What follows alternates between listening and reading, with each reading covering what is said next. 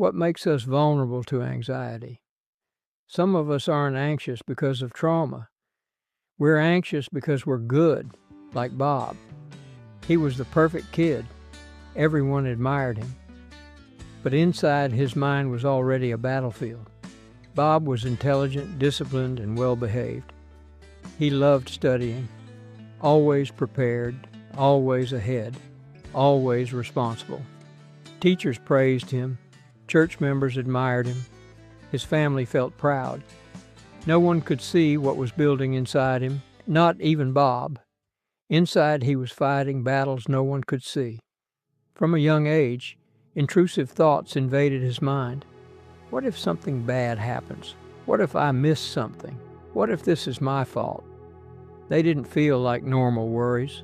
They felt urgent, threatening. When he was little, his parents once called the pastor to pray for him.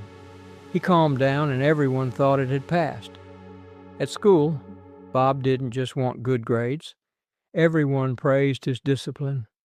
No one saw the fear. He was the responsible one, prepared, reliable, ahead. When a test was announced, he studied a little longer than necessary, reviewed once more, just to be certain. If the grade came back slightly lower than expected, the feeling lingered. Not dramatic, just unsettled. Some people call this high standards, and sometimes it is. But for others, there's a quiet rule underneath.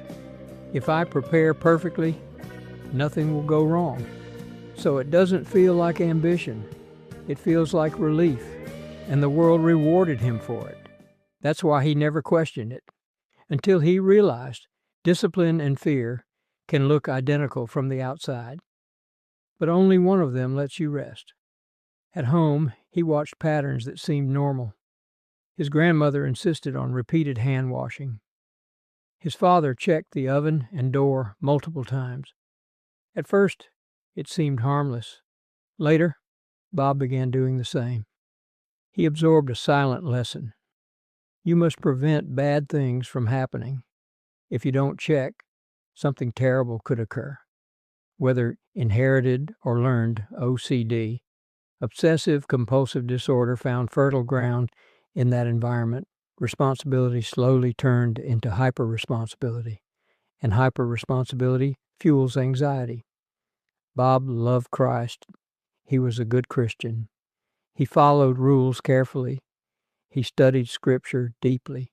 He understood right and wrong with intensity. But something subtle began to grow. His faith became centered on performance. If he obeyed correctly, he felt secure.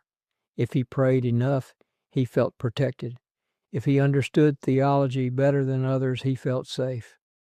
Without realizing it, he was caught in a spirit of religion. Not relationship, not surrender. Control.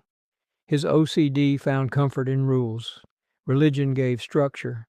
Structure gave predictability. Predictability gave temporary relief.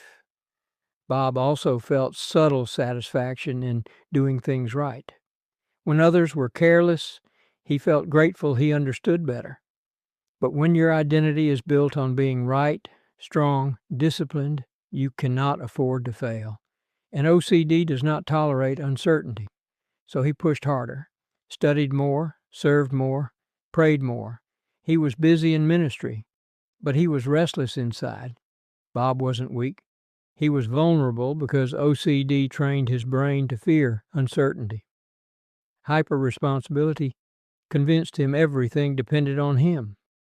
A spirit of religion reinforced the belief that perfect performance brings safety, so perfection became his shield.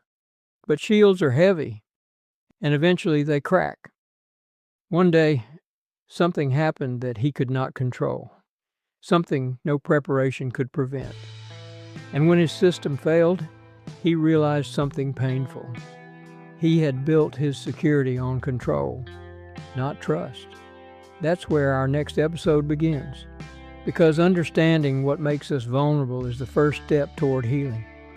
If this video helped you out or made you smile, the best way you can support the channel is by subscribing. It really does make a difference and helps me keep creating videos like this for you. So if you haven't already, hit that subscribe button and join the community. I'd love to have you here.